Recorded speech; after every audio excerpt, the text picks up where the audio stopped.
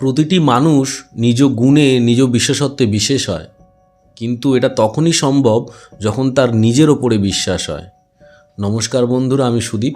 আপনারা দেখছেন sweet tales, ছোটো ছোটো গল্প যা আমাদের জীবন বদলে দিতে পারে।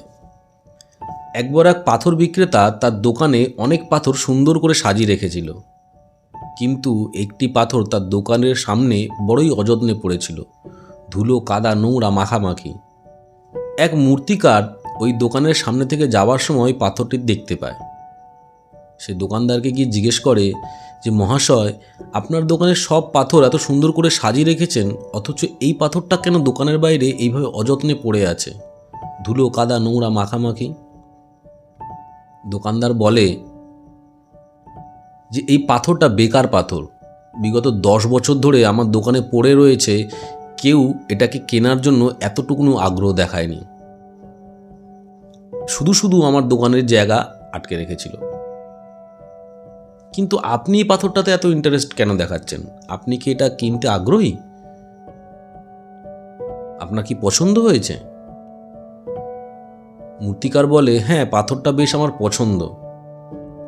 দোকানদার হাত জোড়ো করে বলে, নিয়ে যান দাদা, নিয়ে যান, 1 পয়সাও দিতে হবে না আপনাকে। আর যদি বলেন তো বাড়ি বয়ে আপনার এই পাথরটা দিয়ে আসব। ঘটনাটা ঘটে গেছে প্রায় বছর 2 হয়ে গেছে। হঠাৎই একদিন ওই মূর্তিকার ওই দোকানদারকে তার বাড়িতে আমন্ত্রণ করে। দোকানদার মূর্তিকারের ঘরে ঢুকতেই এক বিস্ময়কর মূর্তি দেখে অবাক হয়ে যায়। শিশু বালগোপাল মা যশোদার কোলে শুয়ে রয়েছে। অদ্ভুত সেই মূর্তি, যেন জীবন্ত প্রতিভা। কারিগরের নিপুণতা প্রস্ফুষ্ট। দোকানদার মূর্তিকারকে বলে যে এই অদ্ভুত সুন্দর ঠাকুরের মূর্তিটা নিশ্চয়ই আপনি তৈরি করেছেন, কিন্তু এই পাথরটা আপনি পেলেন কোথায়? মূর্তিকার বলে যে আপনি মনে হয় ভুলে যাচ্ছেন, প্রায় বছর 2 আগে এই পাথরটা আপনি নিজ হাতে আমার দোকান অবধি পৌঁছে দিয়ে গেছিলেন, 1 পয়সাও নেননি। দোকানদারের পূর্ণ স্মৃতি কথা মনে পড়ে। বলে, হ্যাঁ হ্যাঁ, এই পাথরটা তো বেকার পাথর ছিল। প্রায় 10 বছর আমার দোকানে পড়েছিল, কেউ এতটুকুনি আগ্রহ দেখায়নি এই পাথরটাকে কেনার। কিন্তু আপনি কি করে জানলেন যে এই পাথরটা থেকে এত সুন্দর প্রভুর মূর্তি তৈরি হতে পারে?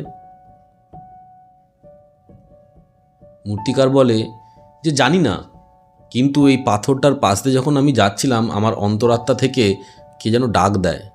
হয়তো প্রভুই বলে যে এই পাথরটাকে নিয়ে আয় আর এর ভেতর থেকে আমাকে মুক্ত কর।